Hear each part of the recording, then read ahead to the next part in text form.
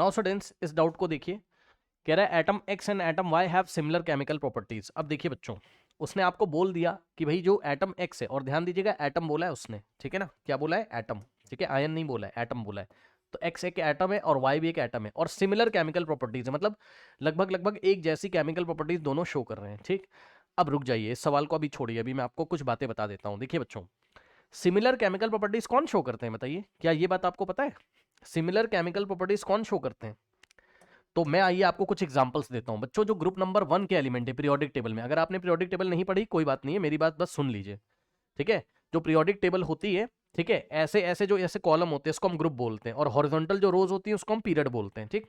तो group number 1 के जो एलिमेंट हैं, ठीक है, अगर हम उसमें हाइड्रोजन को छोड़ दें तो जैसे लिथियम हो गया, सोडियम हो गया, ठीक, पोटेशियम हो गया, ठीक है ना, है ली ना कर रब से फरियाद, है ना, ये सब ट्रिक होती है। बहरहाल आप ये सब छोड़ो, आप बस ये देखो जरा ग्रुप नंबर 1 के एलिमेंट, जिसमें हम बात करेंगे किसकी, जिनको एल्कली मेटल्स भी बोला जाता है। ये देखिए, आपने कभी ना कभी सुना होगा, ठीक है ना। ये देखिए बच्चों, तो ग्रुप नंबर 1 में आपका क्या क्या आता है, कौन कौन से एल्कली मेटल्स आते हैं, इनको हम क्या बोलते हैं, एल्कली मेटल्स, है ना, ठीक, एल्कली मेटल्स बच्चों। तो ध्यान दें स्टूडेंट्स, यहां पर लिथियम, सोडियम, पोटेशियम, अब ये सेम ग्रुप में आते हैं। तो सेम ग्रुप में जो भी एलिमेंट्स आते हैं उनके इलेक्ट्रॉनिक कन्फिग्रेशन सिमिलर होते हैं, और अगर उनके इलेक्ट्रॉनिक, अभी मैं करके दिखाऊंगा, परेशान ना हो, उनके इलेक्ट्रॉनिक कन्फिग्रेशन अगर सिमिलर हैं, एक जैसे हैं लगभग लगभग, ठीक है ना, मतलब उनके आउटर मोस्ट शेल में अगर सेम इलेक्ट्रॉन है तो उनकी केमिकल प्रॉपर्टीज भी सेम होंगी, वो भी मैं आपको करके दिखाऊंगा।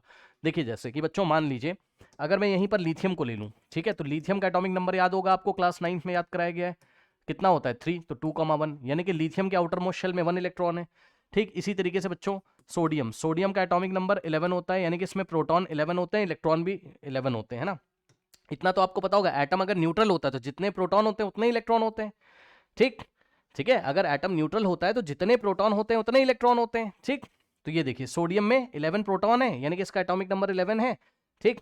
मैं लिख देता हूं भाई, अगर आपको नहीं पता, इफ एटम इज न्यूट्रल, यही बात मैंने आपसे बोली थी अभी, उसने एटम बोला, आयन नहीं बोला, आयन पे तो चार्ज होता है ना, प्लस या माइनस का, ठीक है, कैटायन या एनायन, लेकिन atom, if atom is neutral, if atom is neutral, ठीक है। तो एटम अगर बच्चों न्यूट्रल होता है तो आपको पता है कि एटॉमिक नंबर जितना होता है ना, जो एटॉमिक नंबर होता है, एटॉमिक एनओ का मतलब नंबर, वही क्या होता है, नंबर ऑफ प्रोटॉन्स, उतने ही उसमें प्रोटॉन होते हैं और उतने ही उसमें इलेक्ट्रॉन्स होते हैं, ठीक, ये बात पता है।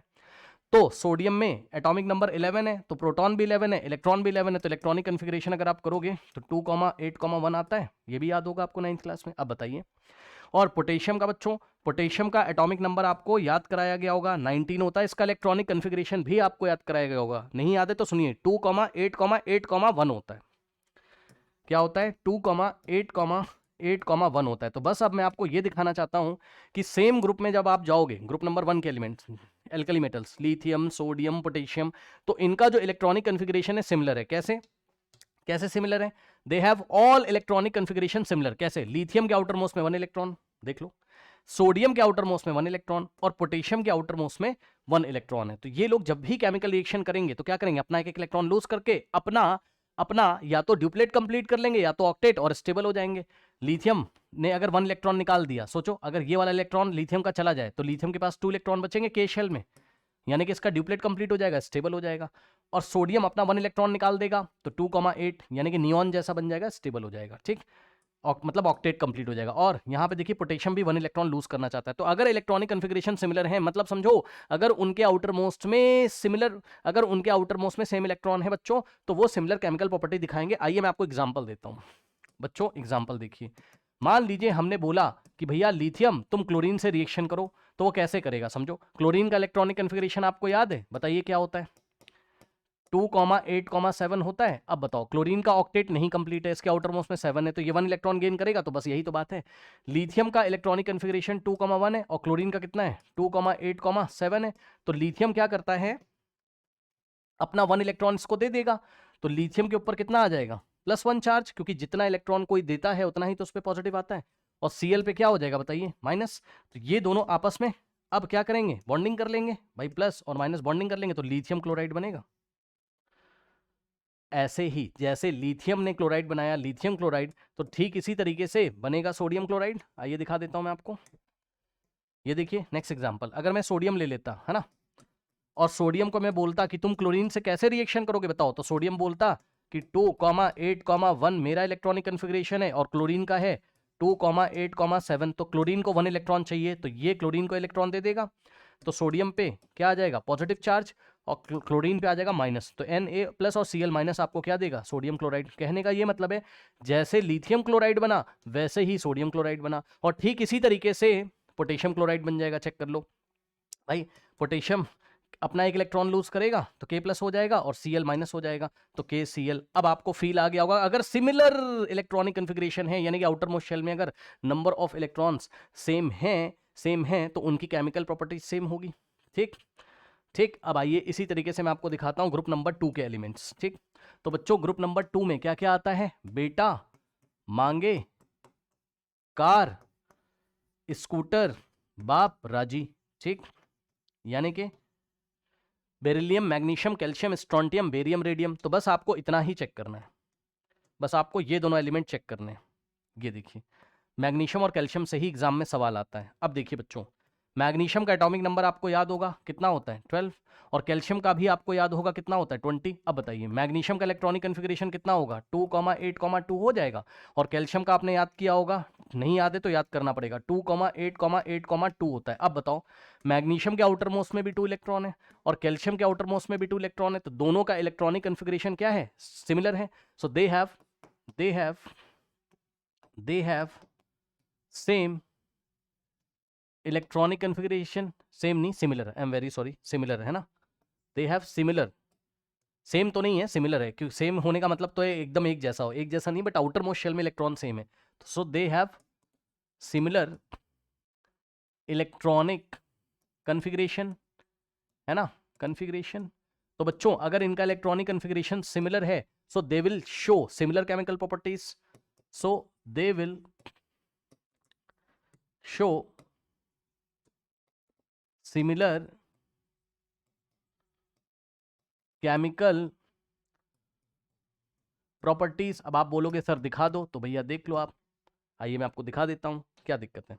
देखिए मैग्नीशियम का इलेक्ट्रॉनिक कन्फिग्रेशन 2,8,2 है, ठीक, तो ये चीज है।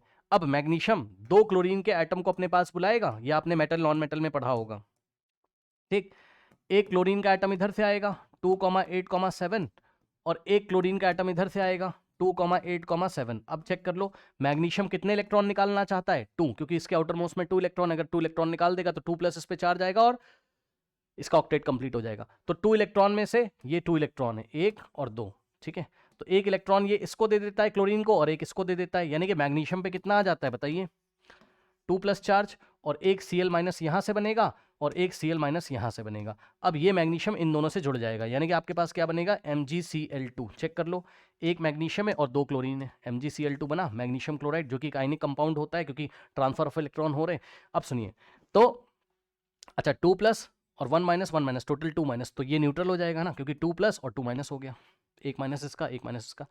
जैसे मैग्नीशियम ने किया है केमिकल रिएक्शन क्लोरीन के साथ, मैग्नीशियम क्लोराइड बनाया है, ठीक इसी तरीके से कैल्शियम भी तो करता है, ठीक इसी तरीके से कैल्शियम भी तो करता है। चेक कर लो कैल्शियम का इलेक्ट्रॉनिक कन्फिग्रेशन 2,8,8,2, तो आउटर मोस्ट में ये 2 इलेक्ट्रॉन है, तो एक क्लोरीन को यहां बुलाएगा, एक क्लोरीन को यहां बुलाएगा, इस क्लोरीन के पास 2,8,7 और इस क्लोरीन के पास 2,8,7, ठीक, तो ये आउटर मोस्ट के 2 इलेक्ट्रॉन्स हैं, एक ये वाले क्लोरीन को देगा और एक ये वाले क्लोरीन को देगा, तो कैल्शियम पे तो 2+ चार्ज आ जाएगा, है ना, और ये वाले Cl पे आ जाएगा माइनस, और ये वाले Cl पे आ जाएगा क्या माइनस। अब ये इन दोनों से कनेक्ट हो जाएगा, आयनिक बॉन्ड बना देगा, तो CaCl2 हो जाएगा, एक कैल्शियम 2 क्लोरीन।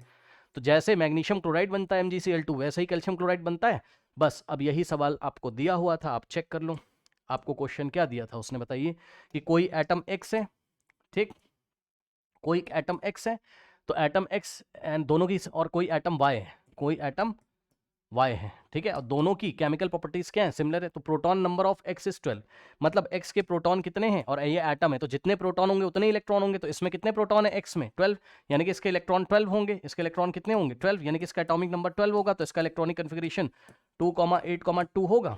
अब बताइए कह रहा what is likely the proton number of Y, तो Y का प्रोटॉन नंबर क्या हो सकता है बताइए, ऑप्शन ए, क्या Y का, देखो मैं चेक कर रहा हूं, ऑप्शन ए में क्या Y का प्रोटॉन नंबर 5 हो सकता है, 5 का इलेक्ट्रॉनिक कन्फिग्रेशन 2,3 होगा।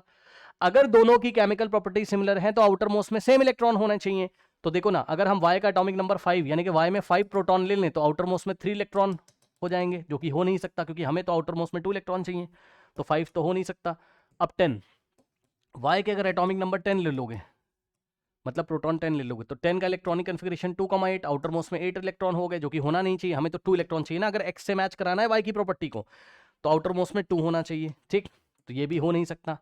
ऑप्शन सी, ठीक, तो अगर हम y का एटॉमिक नंबर 14 ले लें, यानी कि इसमें प्रोटॉन 14 ले लें, तो 14 का इलेक्ट्रॉनिक कन्फिग्रेशन 2,8,4 हो जाएगा, आउटर मोस्ट में 4 इलेक्ट्रॉन आ जाएंगे, जो कि हमें चाहिए नहीं, तो ऑप्शन सी भी हो नहीं सकता, ठीक, मतलब ये 14 भी होगा नहीं, तो option D is the correct option, ठीक, option D is the correct option, ठीक है। यहाँ पे 20 और 20 का इलेक्ट्रॉनिक कन्फिग्रेशन 2,8,8,2 होता है, और आप ध्यान से चेक करिए, 20 का मतलब कैल्शियम